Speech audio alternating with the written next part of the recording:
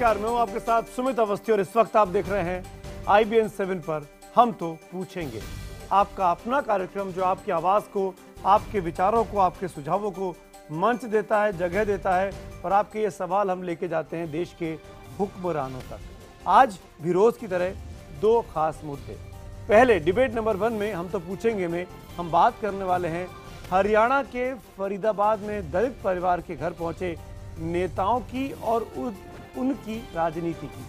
जिस दलित परिवार के 2 बच्चों को जलाकर मार दिया गया हो, उनकी हत्या कर दी गई हो, उनके दरवाजे पर पहुंचे नेताओं ने बड़े बड़े दावे किए, विपक्ष पर वार किया गया और चले गए। विपक्ष के नेता हों, सत्ता पक्ष के नेता हों, आज जैसे वहां पर फरीदाबाद के वल्लभगढ़ में पिक्चर टूरिज्म चल रहा हो, पिक्चर पॉलिटिक्स चल रही हो कि जाओ पिक्चर खिंचवाओ, जनता को बाइट दो और उसके बाद इस पूरे पर राजनीति को चमकाओ।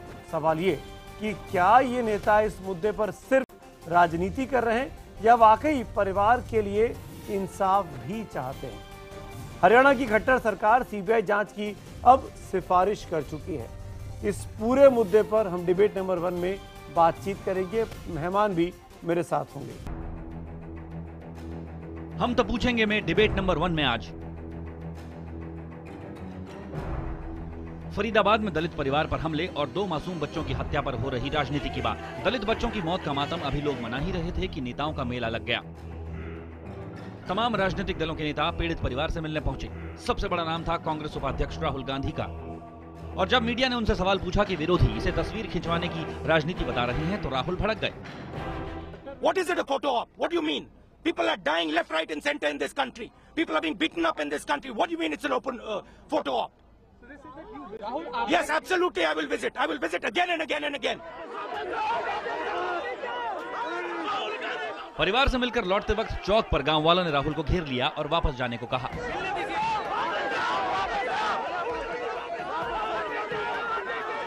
राहुल के अलावा दिल्ली से गए दूसरे सियासी विरोधी कहां पीछे रहने वाले थे। मुख्यमंत्री केजरीवाल ने आशुतोष और संजय सिंह को अपना दूत बनाकर भेजा। इन लोगों ने भी दलित परिवार से मुलाकात की और उनके घर कुछ वक्त बिताया और समयबद्ध जांच की मांग की। लेफ्ट नेता वृंदा करात ने भी दलित परिवार का दर्द साझा किया। टाइम बाउंड तरीके से पूरे मामले का इन्वेस्टिगेशन होना चाहिए और जो भी आदमी इसमें दोषी है उसके खिलाफ सख्त कार्रवाई होनी चाहिए। जितेंद्र ने अभी हमें बताया कि हम बार बार उनको बोल रहे थे कि हमें लग रहा है कि हमला होने वाला है, लेकिन इसके बावजूद भी जो प्रशासन को जो इंतजाम करना था वो बिल्कुल सब गायब थे। उधर पीड़ित परिवार ने दोनों बच्चों का शव हाईवे पर रखकर जाम लगाया। कहा सभी आरोपियों की तुरंत गिरफ्तारी हो। पीड़ित पिता दीपेंद्र इंसाफ की मांग कर रहा है। पुलिस के मुताबिक ये वारदात निजी दुश्मनी का नतीजा है। इस दुश्मनी की वजह से दीपेंद्र का भाई अभी जेल में है। बहरहाल राजनीति के वार पलटवार जारी रहे। मुख्यमंत्री हरियाणा से भी हमारी बात हुई है और बात हो रही है, लगातार हमारी बात चल रही है। सभी जगह स्थिति नियंत्रण में। दलितों के द्वार पर राजनीति जमकर हुई, इसलिए हम तो पूछेंगे क्या बीजेपी सरकार के विरोधी फरीदाबाद में मातम के बजाय राजनीति के लिए दलित के घर पहुंचे थे। तो ये तो ही अभी तक की खबर, लेकिन इस बीच आरोपी परिवार की महिलाओं ने देर शाम को एक प्रेस कॉन्फ्रेंस कर पूरे मामले में अपने परिवार का हाथ होने से इनकार किया। साथ ही ये भी कहा कि बच्चों से उनकी कोई दुश्मनी नहीं थी। आरोपी परिवार के मुताबिक दीपेंद्र का अपनी पत्नी के साथ अक्सर झगड़ा रहता था। इसलिए जी अगर हम ऐसा कोई स्टेप उठाते तो उसी लास्ट ईयर ही नहीं उठाते जब इन लोगों ने हमारे 5 को मारा था और मतलब 3 की डेथ हो गई और 2 हमारे इस लाइफ कर दिए। इनकी मियाँ बीवी की लड़ाई थी जी और इन्होंने ऐसी जबरदस्ती, अब ये तो है कि हमने फैसला नहीं किया और हमारा केस बिल्कुल उस पर आ रहा था, इसलिए वजह से ये लोग ऐसे कर रहे हैं। तो हम तो पूछेंगे में हमारा आज का सवाल है कि क्या बीजेपी सरकार के विरोधी मातम के बजाय राजनीति के लिए फरीदाबाद में दलित के घर पहुंचे। अगर आपको लगता है हाँ कि ये राजनीति हो रही तो IBN 7 स्पेस देकर Y लिखिए, ना के लिए IBN 7 स्पेस देकर N लिखिए। अपनी राय हमें 51818 पर SMS करें। इसके अलावा आप #HTP और #दलित पॉलिटिक्स के जरिए भी अपनी राय हम तक पहुंचा सकते हैं। हमारे फेसबुक पेज IBN खबर के जरिए भी आप अपनी राय हम तक जरूर भेजें। इस शो में कुछ राय, कुछ सवालों को हम शामिल भी करेंगे। अब मेहमानों का परिचय। हमारे साथ हरियाणा सरकार का पक्ष रखने के लिए राज्य के वरिष्ठ नेता, खुद वहां के वित्त मंत्री कैप्टन अभिमन्यु जुड़ रहे हैं। मेरे साथ भारतीय जनता पार्टी की तरफ से ऑफिशियल स्पोक्सपर्सन के तौर पर डॉक्टर संबित पात्रा जुड़ रहे हैं। पीएल पुनिया कांग्रेस के प्रवक्ता मेरे साथ हैं। राघव चड्ढा आम आदमी पार्टी के नेता प्रवक्ता मेरे साथ हैं। अली अनवर साहब जेडीयू के सांसद हैं, प्रवक्ता हैं, वो मेरे साथ हैं। 45 सेकंड ओपनिंग रिमार्क्स को लेकर और फिर डिबेट की शुरुआत। पहला सवाल कैप्टन अभिमन्यु मेरा आपसे है। आपकी सरकार है और वहां पर यह एश्योरेंस दिया गया था इस परिवार को कि आपको सुरक्षा प्रदान की जाएगी, आप अपने घर लौट आइए। ये जिसको आप आपसी रंजिश कहते हैं, जिसमें पिछले साल भी दूसरे पक्ष के परिवार के 3 लोगों की मौत हुई थी, उसके बावजूद भी, उस एश्योरेंस के बावजूद भी इस परिवार के 2 मासूम बच्चों को जलाकर मार दिया जाता है। अब इससे बड़ा फेलियर किसी भी सरकार के लिए, किसी भी पुलिस के लिए क्या हो सकता है? 45 सेकंड है आपके पास। सुमित जी, दुर्भाग्यपूर्ण दुर्घटना है और इसका सरकार को बेहद खेद है और निश्चित तौर पर इसमें कहीं न कहीं कानून व्यवस्था की मशीनरी का फेलियर हुआ है और सुरक्षा व्यवस्था करने के बावजूद भी इस प्रकार का कांड हो जाना निश्चित तौर पर ये खेदजनक है और इसकी घटना की जितनी निंदा की जाए, भर्त्सना की जाए, उतना ही कम है। लेकिन साथ के साथ हरियाणा सरकार ने लगातार इस पूरे मामले में अपनी नज़र मजबूती से कार्रवाई पर गड़ाई हुई है और सख्त से सख्त कार्रवाई सरकार इस पूरे मामले में करने जा रही है। प्रशासन ने ऑलरेडी हमारी सरकार ने इसमें जांच के आदेश भी दे दिए हैं। जहां तक मेरी जानकारी है, इसमें सीबीआई जांच के आदेश की तरफ भी बिल्कुल 45 सेकंड हो गए। सीबीआई जांच के आदेश दे दिए हैं, जो खबर हमारे पास भी आई आप ही की सरकार के हवाले से।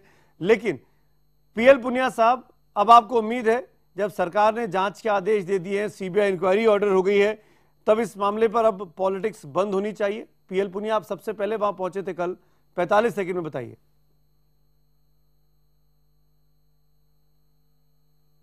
देखिए, इसमें पॉलिटिक्स की बात नहीं है, ये उपेक्षित वर्ग है। इसके अगर कोई सांत्वना देने के लिए पहुंचता है तो उसको पॉलिटिक्स मत कहिए, वो जरूरी है, वो आवश्यक है।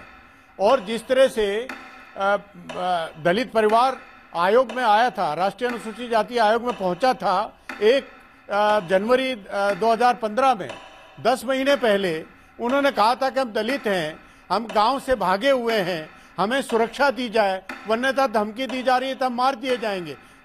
सरकार ने, वहां के पुलिस आयुक्त ने ये वायदा किया और लिख के एश्योरेंस दिया कि हम पूरी सुरक्षा दे रहे हैं। उसके बावजूद भी ये घटना हो जाती है तो घोर लापरवाही है, पुलिस प्रशासन की फेल्योर है। बिल्कुल 45 सेकंड हो गए पुनिया साहब, लेकिन कैप्टन अभिमन्यु ने माना अपने ओपनिंग रिमार्क में कि फेलियर है और खेद भी जता रहे हैं वो। मैं आगे बढ़ता हूं। अली अनवर साहब, तमाम राजनेता वहां पहुंचे आज और कुछ लोगों ने तो गुस्सा भी जताया। मैं नाम लेके बोलता हूं राहुल गांधी का। जब उनसे पूछा गया कि आप फोटो अपॉर्चुनिटी के लिए यहां आए हैं, आपके विरोधी ऐसा कह रहे हैं, तो राहुल गांधी ने कहा इंसल्टिंग है ये, इस तरह की बातें नहीं कहनी चाहिए। लेकिन मेरा सवाल बहुत सीधा सा है, इस वक्त में जब उस परिवार को ढांढस बताने की जरूरत है, तमाम राजनेताओं का बारी बारी से वहां पहुंचना, इसको आप किस तरीके से देखते हैं? क्या ये जायज है, उपयुक्त है? सुमित जी, ये हृदय विदारक घटना है। दुधमुहे बच्चे, मासूम बच्चों को जिंदा जलाया गया है और उस पर तुर्रा यह कि जो आरोपी परिवार की कोई महिला, आपके चैनल पर अभी हमने देखा कि वो कह रही हैं कि मियाँ बीबी के झगड़े में वो बच्चे मारे गए। इस पर मैं एक शेर आपको अर्ज करना चाहता हूँ। तरदीदे मजालिम जब कुछ बन न पड़े जालिम, तरदीदे मजालिम जब कुछ बन न पड़े जालिम, मजलूम पर ही कोई इल्जाम लगा देना। तो आपके जुल्म करने का कोई तर्क नहीं मिले। चलिए 45 सेकंड हो गए। मैं चाह रहा था कि आप मेरे सवाल का जवाब देते, मैं लेकिन छोड़ूंगा नहीं, आपसे सवाल दोबारा पूछूंगा जब आपके पास आऊंगा। संबित, आखिर में आपके पास आऊंगा क्योंकि आपको जवाब देना है कांग्रेस का, जेडीयू का, आम आदमी पार्टी का। राघव चड्ढा, तमाम मेरा सवाल अब आप ही से वही सवाल है। इस वक्त में जब उस परिवार के पास अभी तक दोनों बच्चों की लाश उनके पास, उनकी गोदी में है, उनका अंतिम संस्कार नहीं किया गया है, ऐसे में राजनेताओं के जाना क्या जायज है, उचित है?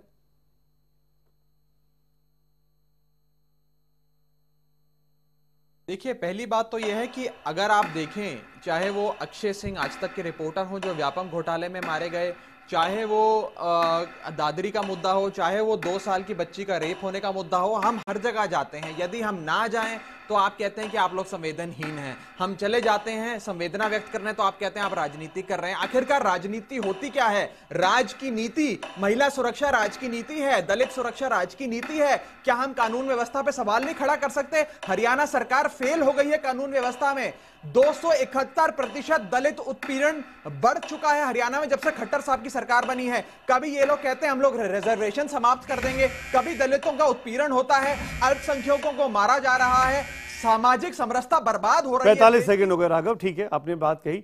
संबित पात्रा, जवाब दीजिए, आपकी हरियाणा सरकार मुद्दे से भटक रही है। खट्टर साहब सीधे तौर पर इस वक्त में गौमांस को लेकर वकालत कर रहे हैं, रादर देन बाकी स्टेट के अफेयर्स पे ध्यान दें, और खासकर कर इस दलित वाले मुद्दे पर जहां पर उस परिवार को खतरा था उसके बावजूद भी आप उनको सुरक्षित नहीं रख पाए। खट्टर साहब की नाकामी है, खट्टर साहब को इस पूरे मामले पर जिम्मेदारी लेनी चाहिए। संबित पात्रा, देखिए, जहां तक हरियाणा का सवाल है, वित्त मंत्री खुद यहां बैठे हैं, उन्होंने इस विषय में अपना वक्तव्य रखा है। मैं इसको लार्जर पर्सपेक्टिव में देखूंगा। आजकल एक बहुत ही खराब तरह की राजनीति चल पड़ी है। एक्ट्स ऑफ क्रिमिनलिटी को कम्युनल और कास्ट रंग दे के सभी लोग उस पर राजनीतिक रोटी सेकने का जो प्रयास कर रहे हैं, ये हिंदुस्तान के लिए खतरनाक है। आप देखिए, यहाँ पे पीएल पुनिया जी बैठे हैं, इनसे पूछिए, इन्हीं के आयोग के नीचे कांग्रेस के एक विधायक हैं पंजाब से, विरका जी, इन लोगों ने मिलकर क्या एक रिपोर्ट नहीं दी थी कि हुड्डा जी के समय हरियाणा में दलितों के ऊपर सबसे ज्यादा एट्रोसिटी हुआ? क्या उस समय राहुल गांधी हरियाणा गए? क्या उस समय सोनिया गांधी हरियाणा गए? क्या उस समय हरियाणा के हुड्डा जी को बर्खास्त करने की मांग कांग्रेस ने रखी थी? मिर्चपुर और गोहाना ये इतिहास के बड़े बड़े कांड हैं जिसमें हजारों दलितों को विस्थापित कर दिया। उस समय तमाम लोग चुप थे। यू कैन कंटिन्यू संबित, मैं पीएल पुनिया से जवाब लूंगा। मिर्चपुर और गोहाना ये हिंदुस्तान के दलितों के, मैं बता रहा हूं, मिर्चपुर और गोहाना के कांड में जिस प्रकार के हजारों दलितों को विस्थापित कर दिया गया, ताराचंद और उसकी बेटी सुमन, इन दोनों लोगों को जिंदा जला दिया गया, 7 दलितों को निर्वस्त्र परेड किया गया, ये सब विषय हमने हुड्डा सरकार के समय देखा है। पुनिया साहब जवाब दीजिए, है बहुत ही निंदनीय है। राहुल गांधी आज चले जाते हैं, तब क्यों नहीं गए थे? साफ जवाब क्यों नहीं सरकार का नाकामी मानी थी? पुनिया साहब, देखिए, संबित पात्रा जी इस बात में माहिर हैं, जिस मुद्दे पर डिस्कशन करना हो उसको छोड़ के अन्य मुद्दों पे बात करते हैं। क्योंकि उन्होंने कहा, वो भी मैं कहना चाहूंगा, मिर्चपुर कांड में राहुल जी गए थे, उन्होंने निर्देश दिए थे, उनके निर्देश के बाद वहां पर विस्थापना कार्य हुआ। सोनिया जी एक जींद के मामले में वहां गई थी और सरकार को कटघरे पे खड़ा किया था। मैंने राष्ट्रीय अनुसूचित जाति आयोग के अध्यक्ष के नाते मैंने सरकार के ऊपर प्रश्न चिन्ह लगाया था। अब हुड्डा के टाइम में 241% क्राइम बढ़ा, लेकिन हुड्डा साहब के बाद जो खट्टर साहब की सरकार आई है उसमें उसके ऊपर 271% बढ़ा है। तो इसके बारे में सिर्फ ये कहते रहे उन्होंने क्या किया, इन्होंने क्या किया, दलित उसी में पिसते रहेंगे, दलितों को उपेक्षा की जाएगी। अगर कोई संवेदना व्यक्त करने जाता है, हरियाणा सरकार के वित्त मंत्री मेरे साथ है, पुनिया साहब, आपने बड़ा इल्जाम लगाया है कि वहां पे इससे ज्यादा अत्याचार, खराब मानसिकता क्या हो बड़ी है। कैप्टन अभिमन्यु, मैं आपका जवाब जानना चाहूंगा।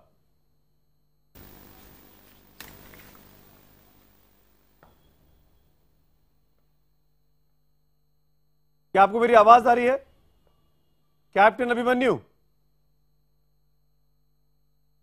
संबित पात्रा, आप जवाब दीजिए, फिर डिबेट को ओपन करता हूं। मैं तो ऑडियो चेक कर, इस पूरे जी कैप्टन अभिमन्यु बोल रहे हैं। सॉरी सुमित जी मुझे आपकी आवाज आ रही है? हाँ, जवाब दीजिए ना सर। मैं इस प्रकरण में इतना कहना चाहता हूं कि श्रीमान पीएल पुनिया साहब से लेकर के और अन्य दूसरे दलों के नेता और स्वयं राहुल गांधी जी आज फरीदाबाद में किस विषय के लिए आए हैं?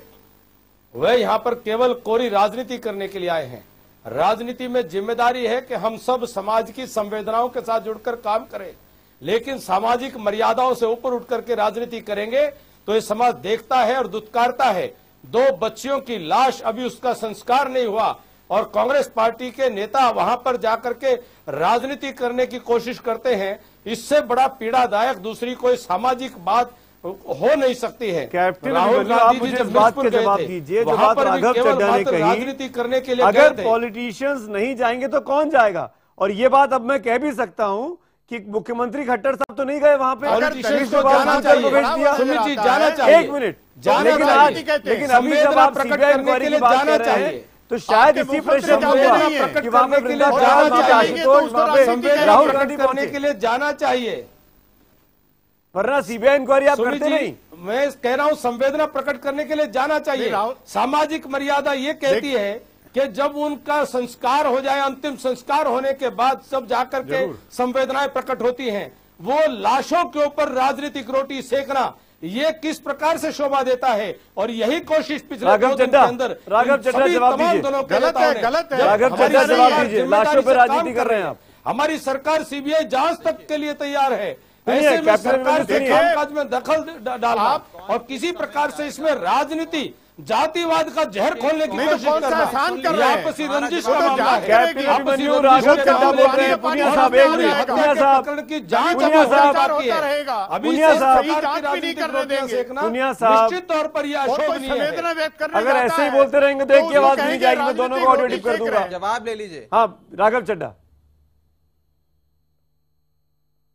अली अनवर जी, मैं आता हूं। राघव चड्ढा, एक बहुत प्रयास करा जा रहा है कि इस पूरे मुद्दे को जो दलित उत्पीड़न का मुद्दा है उससे हटाकर इस बात पे ले आया जाए कि कौन कौन कब कब किस समय वहां गया, किस समय जाना चाहिए था, किस समय नहीं जाना चाहिए था। अरे भाई, भारतीय जनता पार्टी थोड़ी और लोगों को बताएगी कि किस समय कहां जाना चाहिए। आज सवाल यह है कि जब से खट्टर साहब की सरकार बनी है और भारतीय जनता पार्टी की जिन जिन राज्यों में सरकार बनी है, अल्पसंख्यों पर, गरीब आदमी पर, दलित पर, पिछड़ों पर उत्पीड़न के मामले बढ़े हैं, उनका शोषण हो रहा है। यह है यहां इस समय राघव, लेकिन ये आपको लगता नहीं कि ये पर्टिकुलर मामला हो रहा है आपसी और रंजिश क्यों का हो था? रहा है? आज मैं राघव चड्ढा, ये पर्टिकुलर मामला जो फरीदाबाद का है, वल्लभगढ़ का है, ये आपसी रंजिश का था। इसमें 1 साल पहले दूसरे पक्ष के 3 लोगों की हत्या हुई, जिसके बाद ये परिवार सिक्योरिटी मांग रहा था। देखिए, इस समय जो न्यूज रिपोर्ट सामने आ रही है वो तो ये आ रहा है कि एक समुदाय के लोगों ने प्रशासन के साथ मिलकर दूसरे समुदाय के व्यक्ति को इनको केवल राजनीतिक रोटियां सेकनी है। पुलिस इनको कोई परवाह नहीं वहां पे है प्रोटेक्शन सामाजिक मर्यादाएं क्या होती वहां है। पर चौकी तक लगी हुई थी, कोई 6 से 7 लोग उस घर के बाहर सामाजिक सामंजस्य वहां पर पुलिस की चौकी भी थी। भाई साहब, हमने आपको नहीं रोका, हमें बात रखने दीजिए। हमने आपको नहीं टोका, हमें हमारी बात रखने दीजिए, उसके बाद आप अपनी बयान दे दीजिएगा। वहां पर इस परिवार को पुलिस प्रोटेक्शन तक मिली हुई थी और हमारे जो नेता वहां गए उन्होंने बताया 6 पुलिस वाले उनके घर के बाहर चौकी डालकर 24 घंटे होते थे। कहां चले गए वो पुलिस वाले? क्या प्रशासन फेल हो गया है? इंक्वायरी हो चुकी है, दलितों पे उत्पीड़न हो रहा है, लाइव शो में वित्त मंत्री खेद जता रहा है। राघव चड्ढा, आम आदमी पार्टी को और क्या चाहिए हरियाणा सरकार से? सर, ये चाहिए कि दलित उत्पीड़न बंद हो, गरीबों पे उत्पीड़न बंद हो, ये बयानबाजी की जो बीफ ना खाए वो पाकिस्तान चले जाए, ये बंद हो। खट्टर साहब कहते हैं महिला को जीन्स नहीं पहननी चाहिए, महिलाओं को फोन नहीं लेना चाहिए, ये बंद हो। आप सांप्रदायिक सद्भाव बिगाड़ रहे हैं, सामाजिक समरसता बिगाड़ रहे हैं, होंगे तभी तो मैं जवाब दूंगा। सोशल सेकुलर फैब्रिक बिगड़ रहा है। संबित पात्रा कुछ बोल रहे हैं, सुनिए। ये इनका रैली बंद हो जाएगा तो आप मुझसे पूछ नहीं, पर आप संबित, आप इनका रैली जो बंद होगा तो होगा, आप इस बात का जवाब दीजिए। क्या आपकी पार्टी, सवाल पूछे जाएंगे संबित जी, आपकी पार्टी खट्टर साहब से पूछेगी कठोर कि आप कार्रवाई नहीं कर पाए, आप एक दलित परिवार को सुरक्षा प्रोवाइड नहीं कर पाए? सुमित, आप राघव को एंकर बना दीजिए। आप बोलिए संबित। देखिए, नंबर 1 सुमित, जहां तक सरकार का विषय है, यहाँ कैप्टन अभिमन्यु खूब मंत्री बैठे हैं, उनसे आप नहीं, मैं पार्टी से पूछ रहा हूँ, पार्टी आलाकमान खट्टर साहब से इस पूरे मामले पर जवाब तलब करेगा कि नहीं करेगा? अरे वो भी तो पार्टी है, नहीं वो भी तो अधीन में है, वो पार्टी के मंत्री हैं सर, वो पार्टी के मंत्री हैं, वो जवाब दे रहे हैं और मैं भी जवाब दे रहा हूँ। सुनिए, मैं यहाँ पे जो अमित शाह जी पूछेंगे कि नहीं पूछेंगे दलित उत्पीड़न को लेकर? सुमित जी, जो बड़ा इल्जाम आम आदमी पार्टी राघव चड्ढा पूरा बोल लीजिए, फिर आप मुझसे आप लोग पूछेंगे तो सही, मगर मुझे बोलने भी देंगे या सिर्फ पूछते रहेंगे? या तय कर लीजिए, फिर मुझे बोलने दीजिए। आपकी पार्टी क्या कर रही है? कभी आप लोग कहते हैं रिजर्वेशन समाप्त कर देंगे, आरक्षण समाप्त कर देंगे। एक काम करिए, सुमित जी, एक काम करिए, इस राघव चड्ढा जी को बैठा के आप पूरा इनका 1-to-1 इंटरव्यू लीजिए।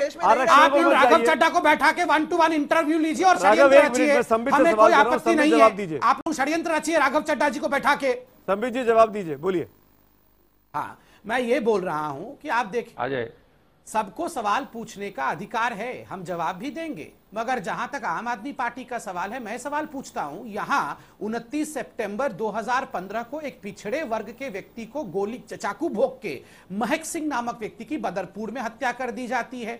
जो मथुरा हाईवे है वो ब्लॉक हो जाता है। कितने जगह ये डिस्कशन होता है और कितने नेता आम आदमी पार्टी के उसके घर में चले जाते हैं। मैं राघव चड्ढा से पूछता हूं, उस माता पिता और बच्चे का नाम बता दे जो तीनों लोगों ने, बच्चा मर गया बेचारा डेंगू के कारण, माता पिता ने आत्महत्या कर लिया, क्या नहीं, नाम बता दे, आप बता दीजिए, वो उस निष्ठा नामक लड़की 9 वर्ष की जिसकी मृत्यु हो जाती है डेंगू के कारण, कितने लोग उसके घर चले गए, कितने लोग उड़ीसा चले गए। अरे आप सुन लीजिए पहले, बाद में जवाब दीजिएगा। वो जो परिवार उड़ीसा का था जिसकी मृत्यु हो गई, ये उड़ीसा गए थे क्या? उड़ीसा गए थे उसे देखने के लिए। ये यहाँ बैठ के मंगल ग्रह के विषय में, बोलिए राघव, बोलिए, हर जगह के विषय में बताएंगे, मगर दिल्ली के विषय में ये कुछ नहीं बोलेंगे। तो आप बताइए ये किस प्रकार की राजनीति और षड्यंत्र कर रहे हैं? सवालों का जवाब मैं ले लेता हूं क्योंकि मुझे बैलेंस रखना है डिबेट में। दिल्ली के विषय में नहीं पूछा जाता है कि उनके राज्य में गड़बड़ी हो रही थी, इसलिए हमको हमारे राज्य में गड़बड़ी करने का अधिकार मिलता है। मंगल ग्रह के विषय में आप ठीक है, आपको जो कहना चाहिए संबित जवाब, आपकी बात का जवाब लेने नहीं, मैं बोलता हूं क्या गड़बड़ी हुई है। ये सीबीआई के पिताजी हैं। जी, एक मिनट सुन लीजिए, सीबीआई के पिताजी हैं जो सब कुछ जान गए। कौन सी सीबीआई की रिपोर्ट आ गई है? सुन लीजिए, सीबीआई की आज आपने नाम पूछे, जो ये आज आपने हमसे पूछा क्या हुआ है दिल्ली के अंदर। सुनिए, वहां जाके अरे बैठ जाइए, जल्दी करिए, शांत हो जाइए संबित जी, शांत हो जाइए। राघव अगर आपको बोलना है तो बोलिए, फिर आप कहिएगा नहीं मौका नहीं। शांत हो जाइए, संबित सुनिए। ये सीबीआई के पिताजी थे क्या?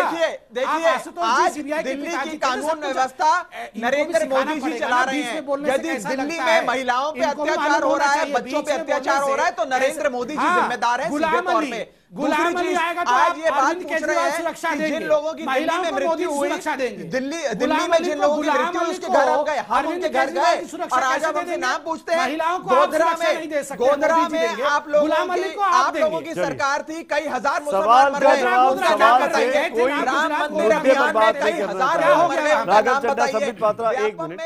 अली अनवर साहब, आप काफी देर से हाथ उठा रहे हैं, आपके सब्र की मैं कदर करता हूँ। आखिरी कमेंट आपका जरूर लूंगा। गोधरा करते हुए सुमित जी, बोलिए अनवर साहब। अरे इनका प्रवचन बंद कराइए, पहले प्रवचन बंद हो। बताइए सबके। अली अनवर साहब बोलिए। अरे अली अनवर साहब बोलिए।